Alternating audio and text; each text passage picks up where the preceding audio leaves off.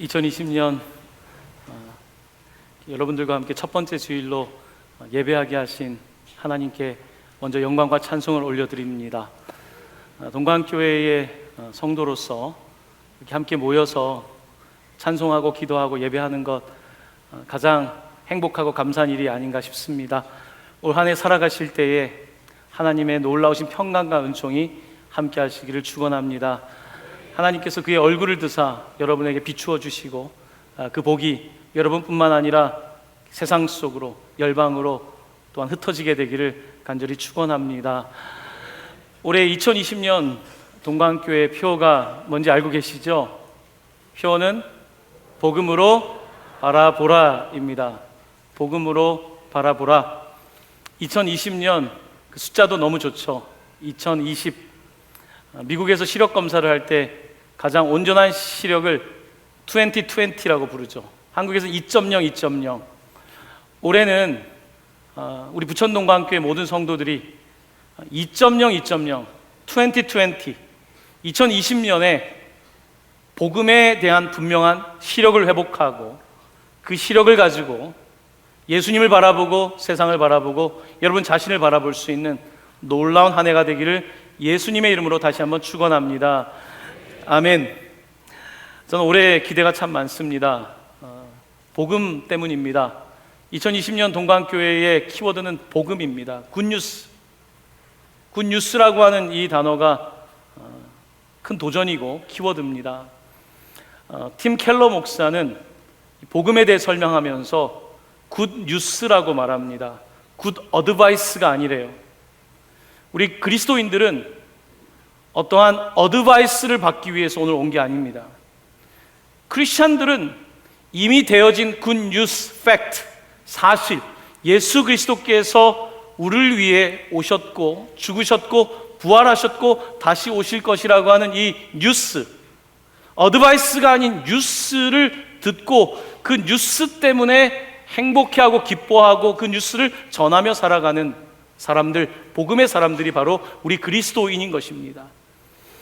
오늘 사도 바울은 로마서에서 복음에 대해서 전합니다. 많은 성경 66권 가운데서 복음을 가장 선명하고 명확하게 가르쳐주고 있는 책을 꼽으라고 하면 로마서인데 그 로마서에 우리는 마지막 세 구절을 함께 읽고 바울이 궁극적으로 복음이란 무엇인가에 대한 서머리를 하는 그 내용과 함께 이런 복음을 주신 지혜로우신 하나님께 영광을 올려드린다라고 하는 송영으로 오늘 본문의 말씀은 맞춰지고 있습니다. 오늘 이 본문을 묵상하면서 저에게 처음 부딪혔던 표현은 여러분 오늘 25절에 보면 나의 복음이란 표현이었습니다. 나의 복음. 여러분 우리가 마태복음, 마가복음, 누가복음, 요한복음 이 복음서를 기록한 사람들의 이름을 익히 알고 있습니다. 하지만 어떤 저자도 나의 복음이란 표현을 쓰진 않습니다. 예수 그리스도의 복음, 하나님의 아들의 복음, 은혜의 복음, 이렇게 복음은 예수 그리스도에 관해서 증언하는 것인데 오늘 사도 바울은 나의 복음이라는 표현을 사용하고 있습니다. 그의 편지들 가운데 딱 3번 나의 복음이라는 표현을 사용하고 있는 것입니다. 저는 지금보다 훨씬 더 젊을 때에는 사도 바울을 그렇게 좋아하지 않았습니다. 사도 바울을 좋아하지 않았던 이유 중에 하나가 저는 그가 상당히 교만한 사람이라고 생각했어요. 그래, 굉장히 혼내는 말도 많고 아니 얼마나 대단하길래 그런 말을 하는가라는 생각을 할 때가 있었습니다. 그런데 제가 목사가 되고 보니까 사도 바울이 너무 존경스러운 거예요. 사도 바울이란 인물에 대해서 점점 빠지게 되는 거예요. 사도 바울은 오늘 나의 복음이라는 표현을 쓰고 있어요. 여러분 이게 교만한 말이 아닙니다. 얼마나 복음을 사랑하고 얼마나 복음과 하나가 되었으면 나의 복음이라는 표현을 쓰고 있어요. 여러분 우리가 신앙생활 하지만 부모님의 복음 있잖아요. 또한 배우자가 들은 복음도 있지만 나의 복음, 내가 들은 복음, 나의 복음이라고 과연 말할 수 있는지. 복음은 바울에게 그의 삶 전체를 바꾸어 놓은 능력이었어요. 그래서 이 복음을 받고 나서 그는 My Gospel, 내 복음이라고, 나의 복음이라고 나를 교만하게 외치는 것이 아니라 내게 들어와서 모든 것이 되어버린 나의 복음을 선포하고 있습니다. 여러분, 우리가 신앙생활을 하고 있지만 사실 나의 복음이라고 말하기가 얼마나 어렵습니까? 나의 복음이 되려면 내가 예수를 인격적으로 만나야 될 것이고, 예수가 나에게 인격이 되고 나의 삶의 목적이 되고 내가 살아갈 이유가 될 때에 마이 가스펠, 나의 복음이 될 수 있는데, 우리는 나의 복음이라고 말하기에는 여전히 멀리 있는 우리 자신을 보게 됩니다. 올 한 해 부천동강교회는 특별히 가스펠 프로젝트라고 하는 복음에 대한 정말 깊이 있는 공부와 또한 실천을 통해서 조금 더 어떻게 하면 예전 2000년 전에 하나의 객관적인 누군가에게 복음이 아니라 나의 복음으로, 정말 내가 만난 예수, 나를 변화시킨 그리스도에 대한 고백을 할 수 있는 그런 나의 복음을 선언할 수 있는 그와 같은 한 해가 될 수 있기를 예수님의 이름으로 간절히 축원합니다. 정말 저도 올 한 해 나의 복음을 좀 말하고 싶어요. 내가 대단해서가 아니라 내가 그만큼 예수님을 만나고 예수님을 더 사랑하고 정말 나의 복음이라고 말할 수 있다면 얼마나 좋겠습니까? 오늘 본문 말씀을 같이 좀 살펴보려고 하는데요, 복음이란 무엇인가에 대해서 오늘 구절을 가지고 좀 이야기를 하려고 하는데요, 여러분 성경 다시 25절과 26절까지만 다시 한번 좀 꼼꼼하게 읽어보면 좋겠습니다. 읽어볼까요? 나의 복음과 예수 그리스도를 전파함은 영세전부터 감추어졌다가 이제는 나타내신 바 되었으며 영원하신 하나님의 명을 따라 선지자들의 글로 말미암아 모든 민족이 믿어 순종하게 하시려고 알게 하신 바 그 신비의 계시를 따라 된 것이니 이 복음으로 너희를 능히 견고하게 하실. 거기까지 읽겠습니다. 올해 우리가 가스펠 프로젝트를 합니다. 가스펠, 복음 프로젝트를 하는데요, 이 말은 다른 말로는 가스 프로젝트, 하나님의 프로젝트인 거예요. 하나님은 태초부터 목적을 가지고 세상을 만드셨어요. 하나님은 목적을 가지고 세상을 만드셨는데 사람은 죄를 범하게 되고 하나님의 목적을 잊어버리게 되었죠. 하나님은 우리를 구원할 방법을 이미 프로젝트를 가지고 계셨어요. 하나님의 마음에는 이미 어떻게 우리를 구원할지에 대한 모든 계획이 있었어요. 그런데 그 계획이 사람들에게는 알려지지 않았어요. 하지만 하나님은 이미 알고 계셨어요. 그 프로젝트가 역사를 통하여 펼쳐지는데 그 이야기를 성경은 우리에게 전해주고 있습니다. 로마서 1장에서는 바울이 이런 이야기를 합니다. 모든 사람들은 하나님을 알만한 능력이 있대요. 모든 사람은 종교적이래요. 모든 사람은 하나님에 대해서 감지할 수 있는 그와 같은 영적 지능이 있다라고 표현하고 있습니다. 여러분도 하나님이 있다는 걸 알죠? 뿐만 아닙니다. 세상의 모든 사람들이 하나님을 알 수 있대요. 하나님을 어떻게 알 수 있을까요? 하나님이 신학에서는 일반 계시라고 표현합니다. 하나님께서 자기 자신을 보여주셨다는 거예요. 자연 계시라고 합니다. 일반 계시로 보여주셨다는 거예요.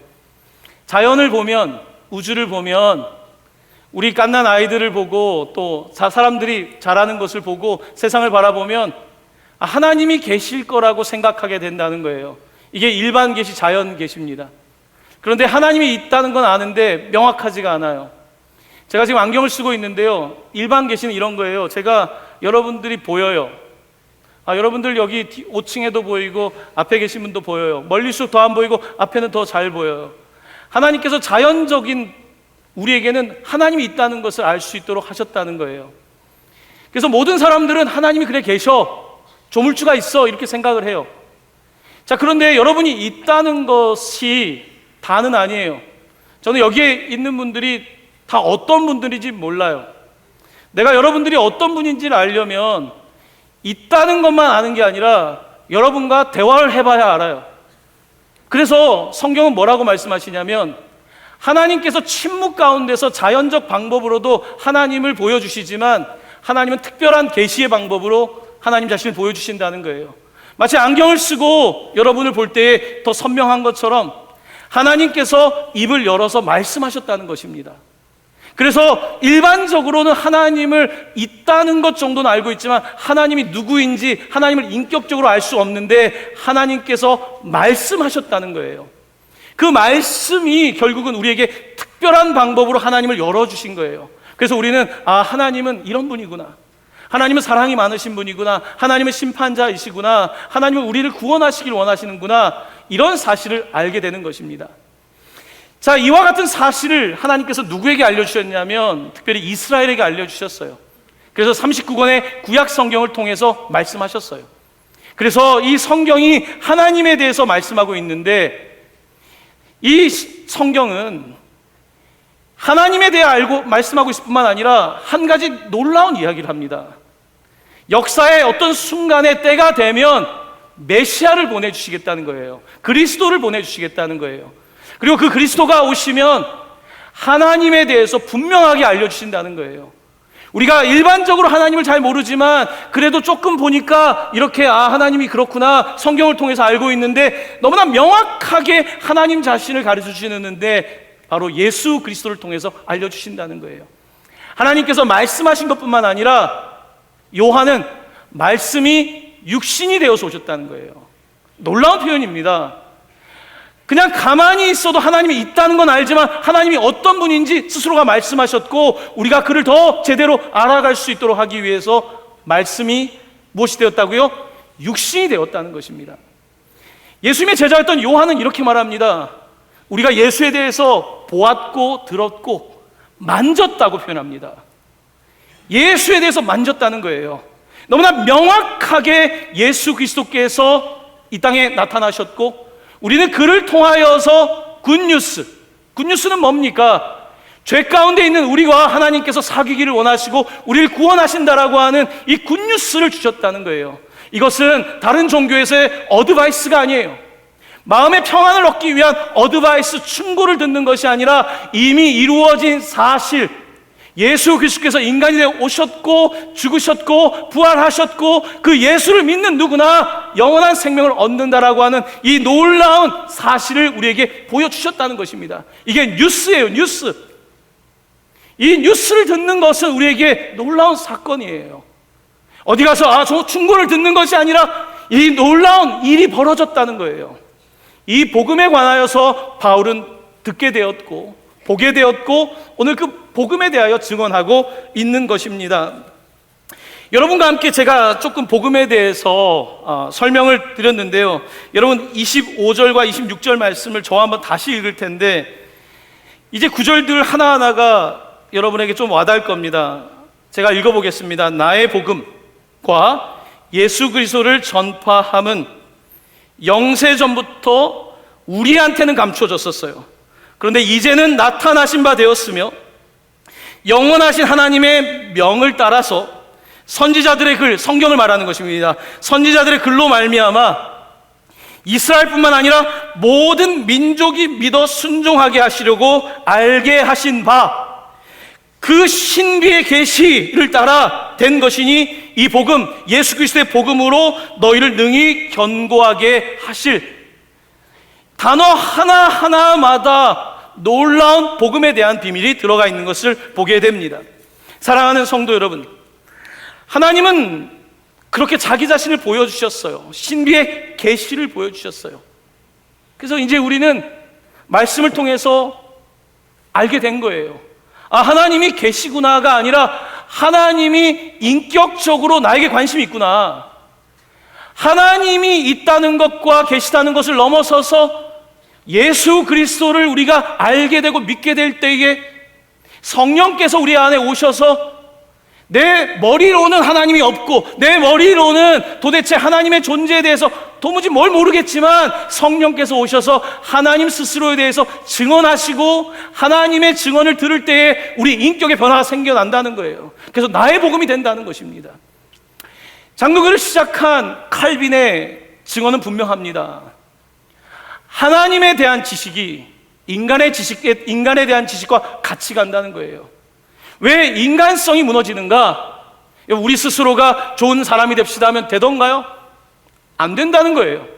하나님을 제외하고 말하는 모든 담론과 하나님 없이 하는 모든 인간의 지식은 똑똑하고 지혜로운 것 같지만 구원에 이룰 수 없다는 것입니다.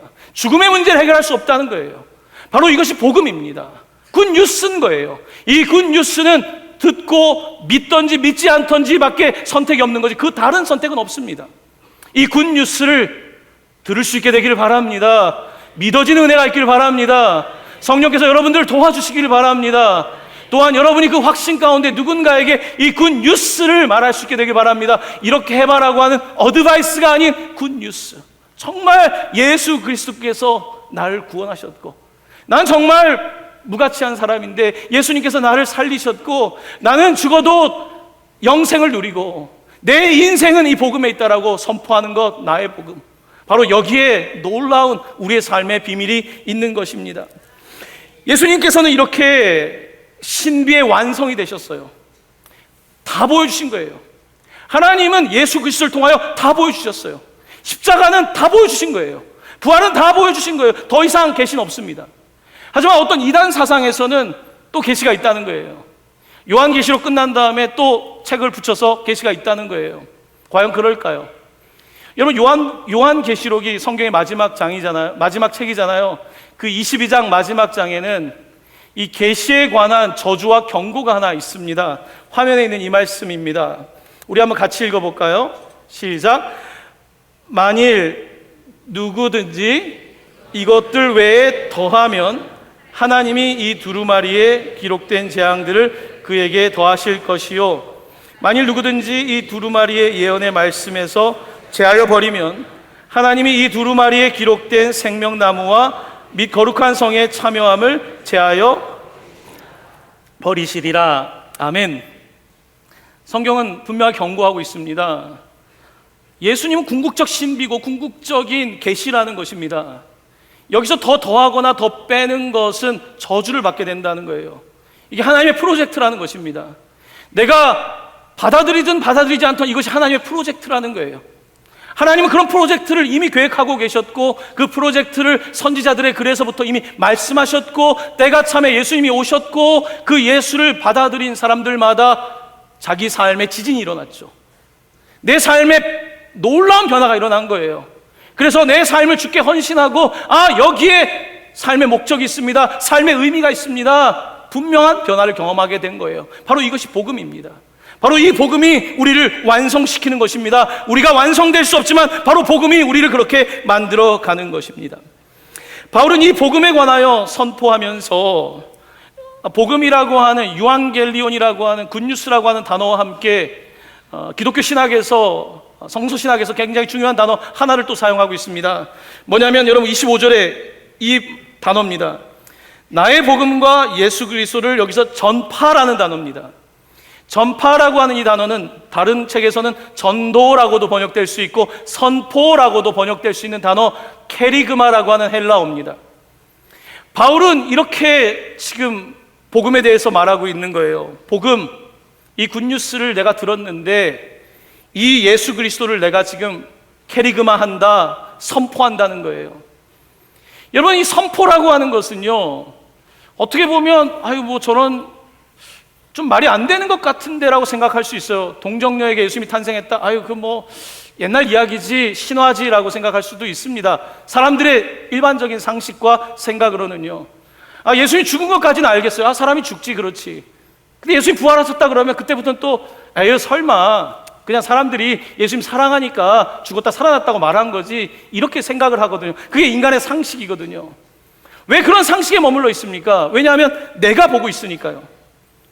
내가 생각하기에는 내가 본 게 다고 내가 경험한 게 다니까 계시의 말씀에 대하여서 받지 않는 것입니다. 하나님에 대해서 인정하지 않는 우리 자신의 완고함이 있는 것입니다. 바울은 복음을 듣고 나서 인생이 바뀌었어요. 인생이 바뀌면서 그의 삶은 전도의 삶이 돼요. 그는 그냥 가서 전도하는 거예요. 뭐 전도합니까? 예수님이 우리를 위해 오셨고, 그가 우리를 위해 죽으셨고, 우리를 위해 부활하셨고, 그가 다시 오실 것입니다. 결국 그 내용이에요. 그는 끊임없이 이 전도를 합니다. 이 말씀을 설교하고 선포합니다. 케리그마라고 하는 이 방식을 통하여서 끊임없이 전파하고 있는 거예요. 그런데 놀라운 것은요, 이 복음을 듣고 사람들이 정말요? 내가 내 죄를 회개하고 예수님을 믿고 살아가면 나도 영생을 얻게 됩니까? 저도 믿고 싶습니다 라고 두 손을 들고 믿는 사람들에게 성령이 임하기 시작했고, 그들이 보이지 않았던, 선명하지 않았던 이 복음이 선명하게 다가올 때에 그들의 삶의 변화가 나타난 거예요. 교회가 형성된 거예요. 수많은 사람들이 이 복음에 나와서 내 삶을 당신께 드린다라는 놀라운 역사가 일어나게 된 것입니다. 이것은 지어낸 이야기가 아니라 예수 그리스도께서 오신 2000년의 기독교 역사입니다. 바울은 이 놀라운 복음에 대해서, 우리가 로마서 16장을 읽었는데요, 그 다음은 고린도전서인데 고린도전서 1장에서 이렇게 고백하고 있습니다. 화면에 이 말씀 같이 한번 읽어볼까요? 시작. 하나님의 지혜에 있어서는 이 세상이 자기 지혜로 하나님을 알지 못하므로 하나님께서 전도에 미련한 것으로 믿는 자들을 구원하시기를 기뻐하셨도다. 아멘. 화면을 잠깐 띄워주시면요, 자, 하나님의 지혜, 하나님의 신비에 대해서는 이 세상이 자기 지혜로, 자기의 그런 수준을 가지고 이해할 수 없다는 거예요. 그래서 하나님께서 어떻게 하셨냐면, 이 세상이 그렇게 못하니까 전도라고 하는, 전도란 단어가 캐리그마, 지금 전파라는 것입니다. 이 전도라고 하는 이 미련한 것으로 믿는 자들에게 구원을 주신다는 거예요. 놀라운 이야기입니다. 여러분, 사도 바울은 굉장히 똑똑한 사람이었습니다. 그는 헬라 철학에 능한 사람이었습니다. 그 당시에 최고의 지성인이었습니다. 그는 율법을 알았던 사람이에요. 그냥 헬라 철학만 하는 게 아니라 소위 히브리 성경과 히브리 철학을 이해했던 사람이에요. 동서를 이해했던 사람입니다.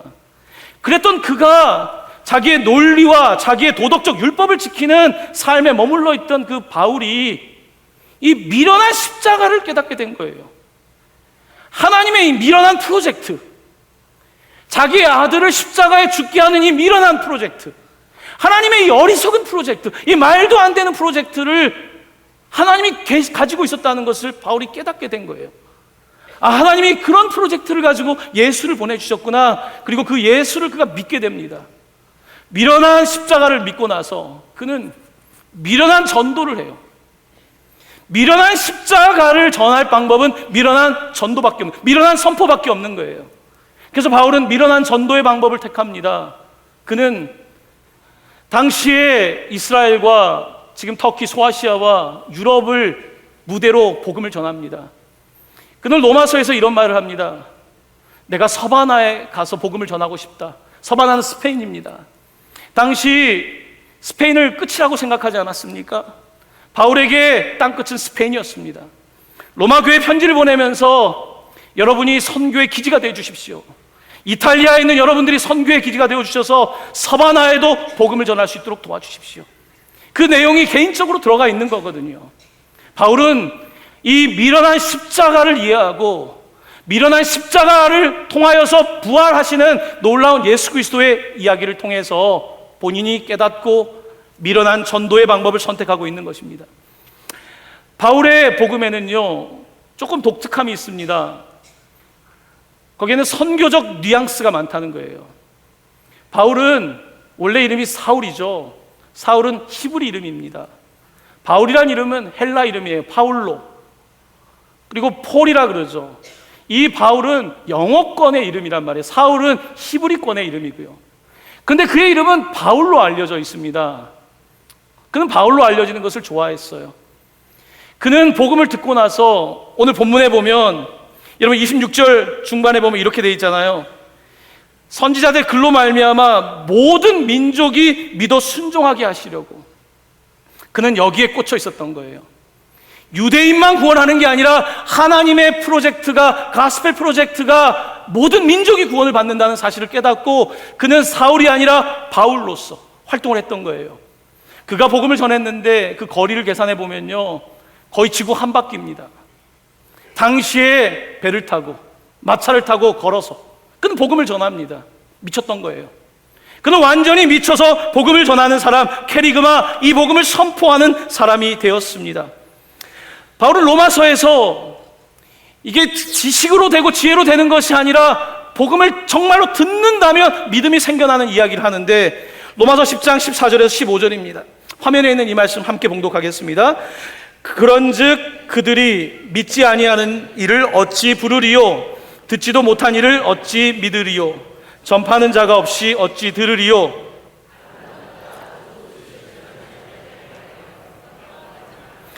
아멘. 바울은 누군가가 전도해야 된다는 거예요. 누군가가 이 복음에 대해서 다니면서 이야기해야 된다는 거예요. 작년에 저희 교회에 한 탈북 성도님이 교회를 등록하고 나서 교회에 데리고 온 숫자가, 물론 그들이 신앙생활하고 성장하는 건 다른 이야기죠, 30명을 데리고 왔어요. 매주 데리고 오세요. 제가 이분이 왜 이렇게 전도를 하는가. 처음에 북한을 나왔을 때는 정말 여러분 교회 오는 게 싫대요. 왜냐하면 교회에서 가르치는 게 주체사상과 똑같답니다. 성경에다가 김일성을 넣으면 다 그렇게 된대요. 너무 싫대요. 교회에서 성경 공부하는 거 더 싫대요. 그거는 막 무슨 총화 교육하는 거 같대요. 갖고 와서 하는 게 너무 싫고, 예배하는 것도 너무 막 이렇게 그런 신앙에, 주체 신앙 아닙니까? 거기에 빠져 있었던 그가 싫었다는 거예요. 그런데 자기도 안 믿어질 거라고 생각했는데 이게 믿어지기 시작한 거예요. 복음이 믿어지기 시작하니까 전하는 거예요.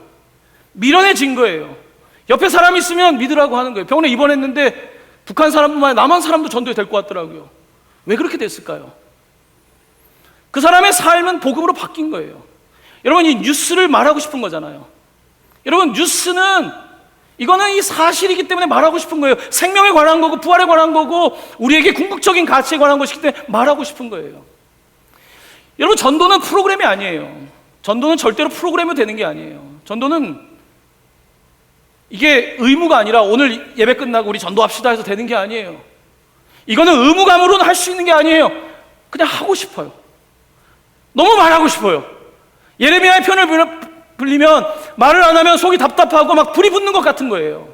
이런 일들이 지금 바울에게 벌어진 거예요. 바로 복음이 그에게 이 캐리그마라고 하는 이 어리석은 미련한 전도와 선포를 일으키게 된 것입니다. 바울은 계속해서 이 복음에 관하여서 증거하면서 이런 표현을 씁니다. 그의 편지의 서두에 있는 내용인데요, 로마서 1장 16절입니다. 화면의 말씀 같이 봉독하겠습니다. 내가 복음을 부끄러워하지 아니하노니 이 복음은 모든 자에게 구원을 주시는 하나님의 능력이 됨이라. 먼저는 유대인에게요 그리고 헬라인에게로다. 자, 여러분 그 구절을 잘 보십시오. 이 복음은 누구에게? 모든 믿는 자에게. 율법을 잘 지키는 유대인이 아니라, 머리가 좋은 철학을 공부하는 헬라인이 아니라, 이 복음은 모든 믿는 자에게 구원을 주신 하나님의 능력이다, 미련한 십자가의 능력이다라고 그는 선언하고 있는 것입니다. 이 복음이 사람을 세워준다고 오늘 본문은 말합니다. 오늘 본문의 끝에는 이런 표현이 있어요. 이 복음으로 너희를 능히 견고하게 하신다. 견고라는 단어, 지속적으로 건축물을 세우는 것 같은 그런 의미를 사용합니다. 여러분, 우리가 지금 인생을 세울 때 여러분 어떻게 세우십니까? 오늘 아이들이 성경책을 받아갔잖아요. 여러분 어떻게 세워야 됩니까? 여러분 어릴 때 어떤 교육을 시켜야 됩니까? 어떻게 해야지 이 아이의 인생을 제대로 세울 수 있을까요? 여러분, 성경은 우리의 삶의 기초예요. 그저 세상이 있다, 세상에 하나님이 있다라고 하는 이런 막연함이 아니라 하나님에 대한 분명한 지식이 우리의 자녀들의 삶에 목적을 주는 거예요. 예수님이 내 삶의 중심이 되실 때 목적이 생겨나요. 여러분도 이 자리에 계신 분들 가운데 그런 분들 많지 않습니까? 저도 그랬어요. 예수님을 만난 이후에 내 삶의 목적이 생겼습니다. 그 전까지는 그냥 사는 거였어요. 하지만 예수를 만나고 나니 목적이 생겼어요. 그 목적이 생겨나니까 집을 짓게 되는데 하나님이 기뻐하시는 견고한 건축을 하게 되는 거예요. 제가 동강교회에 와서 이런저런 인테리어 건축 일들이 좀 있었습니다. 하다 보니까 건축하는 분, 인테리어 하는 분들을 만나게 돼요. 여러분, 동강교회 뒤에 보면 스크린이 멋있잖아요. 이거 전부 다 제가 와서 그 이후에 인테리어 공사를 한 거예요. 이건 인테리어예요. 여러분, 인테리어는 건축이 아니에요. 이거는 걷어내면 돼요. 다시 돈을 들여서 상황에 따라 바꾸면 돼요. 하지만 이 인테리어 바깥에 있는 벽은 건들면 안 돼요. 그건 건축물이에요. 건축은 견고해야 돼요. 인테리어 하는 분들은 견고함보다는 그 상황에 맞게 꾸미는 게 중요한 거예요. 하지만 건축은 꾸미는 것보다는 분명하게 견고성을 가져야 되는 거예요. 어떻게 교회를 세워나갈까? 교회 안에 화려한 프로그램들과 인테리어를 할 수도 있지만 성경 우리에게 복음이 견고하게 한다는 거예요. 복음이 교회를 견고하게 한다는 거예요. 44주년을 맞이한 부천 동광교회, 제가 50주년을 향해 나아가는 동광교회가 어떻게 가야 되는가 작년 말에도 말씀을 드렸지만 오늘 우리에게 필요한 것은 결국은 복음이에요. 복음이에요. 우리가 뭘 어떻게 하는 게 아니라 복음이에요. 말씀이에요. 그 복음과 말씀이 결국은 우리를 이끌어주는 거예요. 그 말씀이 교회를 견고하게 세워주는 것입니다. 사랑하는 성도 여러분, 여러분의 삶이 지금 흔들리고 있습니까? 여러분의 인생이 흔들리고 있는 이유는 인테리어가 부족해서가 아니에요. 여러분의 삶에 무언가 근본적인 도덕성이, 근본적인 하나님이 주신 하나님의 형상이 흔들리고 있는 거예요. 그렇기 때문에 인생이 흔들리는 거예요. 오늘 우리의 삶을 다시 세울 수 있는 방법은 복음밖에 없습니다. 복음밖에 없어요. 여러분의 삶을 바꿀 것은 나의 복음이 되는 것밖에 없어요. 나의 복음, 예수를 나의 주님으로 고백하는 나의 복음, 바로 이 복음이 우리를 변화시키는 것입니다.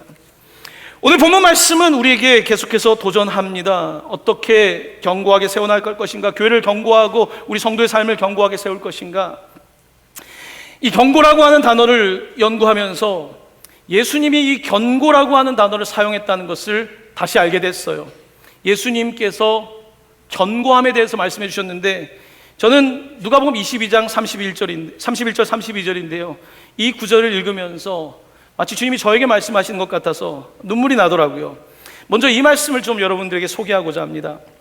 화면에 있는 말씀 같이 한번 읽어볼까요? 시작. 시몬아 시몬아, 보라, 사탄이 너희를 밀가부르듯 하려고 요구하였으나 그러나 내가 너를 위하여 내 믿음이 떨어지지 않기를 기도하였노니 너는 돌이킨 후에 내 형제를 굳게 하라. 굳게 하라. 여기서 이것이 지금 나와 있는 견고란 단어와 같은 단어입니다. 자, 이 본문 말씀은 예수님께서 십자가를 지시기 전날 그때 제자들과 함께 했던 대화였어요. 그때 시몬 베드로에게 했던 말씀입니다. 당시 예수님이 이제 잡히시기 전날이니까 당시 많은 사람들은 예수를 따라갔어요. 그런데 분위기가 심상치 않았습니다. 정치 1번지인 예루살렘의 분위기는 심상치가 않았습니다. 예수님을 잡으려고 하는 음모들이 드러나기 시작했습니다. 제자들 가운데 균열이 일어나기 시작했습니다. 그 균열에 앞선 사람은 바로 가룟 유다였습니다. 예수님을 가장 옆에서 지켜줄 것 같았던 베드로도 흔들리기 시작했습니다. 그의 눈빛은 흔들리기 시작했어요. 불안하기 시작했어요. 그때 예수님께서는 베드로에게 말씀하십니다. 내가 다 굴기 전에 나를 3번 부인할 거다. 그러면서 이 말씀을 하셨어요. 시몬아 시몬아, 베드로야 베드로야, 사단이 지금 너에게 들어와서 밀가부르듯이 너를 벗겨내려고 한다. 다 벗겨지고 이제 자기가 드러나는 거예요. 그때 주님께서 뭐라고 하시냐면 너의 믿음이 떨어지지 않기를, 너의 지식이 아니에요, 너의 경험이 아니에요, 너의 믿음이 떨어지지 않기를 지금 내가 기도하고 있다, 중보하고 있다. 그러면서 놀라운 말씀을 하십니다. 돌이킨 후에, 너가 3번 나를 부인하고 돌이킨 후에 너의 형제를, 너의 교회를 견고하게 하라. 이 말씀을 하십니다. 여러분 잘 알고 계시죠? 예수님이 교회라는 단어를 베드로에게 사용하셨습니다. 베드로에게 사람들이 나를 누구로 하느냐? 그때 베드로가 저는 예수님을 주는 그리스도시요 살아계신 하나님의 아들입니다 라고 고백합니다. 주님으로, 그리스도로, 하나님의 아들로 고백합니다 했을 때 예수님께서는 베드로야, 바로 내 반석 위에, 내 반석 베드로 위에 교회를 세우겠다. 그 믿음의 고백 위에, 그 복음 위에 교회를 세우겠다고 말씀하셨어요. 음부의 권세가 너를 흔들 수 없다고 말했어요. 그런데 예수님이 잡히기 전날 밤 음부의 권세가, 사단의 권세가 그를 밀가부르듯이 지금 공격하고 있습니다. 복음이 흔들렸던 거예요. 예수님에 대한 고백이 흔들렸던 거예요. 나의 복음이 아니라 이제 사람들이 나를 쳐다보니까 두려웠던 거예요. 그때 예수님께서는 너가 넘어지지만 돌이킨 후에 내 형제를, 내 교회를 견고하게 세워달라 부탁을 하십니다. 베드로는 이 사명을 감당합니다. 저는 이 말씀을 읽으면서 주님께서 꼭 저에게 말씀하신 것 같았어요. 저도 더 젊은 날에는 주님을 떠나려고 했던 때가 있었습니다. 저도 나름대로 내 지식과 내 경험을 따라가려고 할 때가 있었습니다. 하지만 예수님께서 돌이킨 후에, 저에게 유목사 돌이킨 후에 내 형제를 견고하게 세워라. 교회를 세우고 내가 너에게 맡긴 일들을 너가 부족하지만 너가 어느 나라에 있든지 어디를 가든지 이 일을 하라 말씀하시는 것 같아서 저는 이 말씀에 도전을 받게 되었습니다. 사랑하는 성도 여러분, 어떻게 우리의 삶을 세워야 될까요? 어떻게 교회를 세워야 될까요? 우리가 세울 수 있을까요? 사람이 모여서 그렇게 할 수 있을까요? 로마 교회는 유대인들, 헬라인들이 섞여서 갈등이 있었거든요. 과연 그렇게 다른 민족이 하나가 될 수 있을까요? 우리 교회 최근에 탈북 성도님들이 많이 오시는데 정말 그들과 하나가 될 수 있을까요? 정말 우리가 할 수 있습니까? 우리가 이념으로 하나가 될 수 있습니까? 우리의 도덕으로 하나가 될 수 있습니까? 우리의 능력으로 하나가 될 수 있습니까? 누군가의 지식으로 하나가 될 수 있습니까? 아니요. 오직 복음만이 우리를 하나 되게 하는 거예요. 우리는 할 수 없어요. 하지만 복음은 하시는 것입니다. 이것은 굿 뉴스입니다. 어드바이스가 아닙니다. 이것은 사실이에요. 이 사실을 받아들일 때 내 삶에는 지각 변동이 일어납니다. 내 삶이 달라지기 시작하는 거예요. 나의 복음이 될 때에 우리는 비로소 그때부터 나도 누군가에게 복음을 전하고 싶어져요. 그때에 우리도 내 형제를 견고하게 하고 굳게 하는 일을 하게 되는 것이죠. 사랑하는 성도 여러분, 2020년을 시작하는 이때에 여러분에게 복음의 안경이 쓰여지길 바랍니다. 여러분들이 복음으로 하나님을 더 보게 되시고, 여러분이 누군지 알게 되시고, 세상이 어떤 것인지 보게 되시고, 여러분의 삶을 복음을 위하여 헌신할 수 있게 되기를, 또한 그렇게 세워져 가는 부천동방교회 되기를 우리 주 예수 그리스도의 이름으로 간절히 축원합니다. 아멘.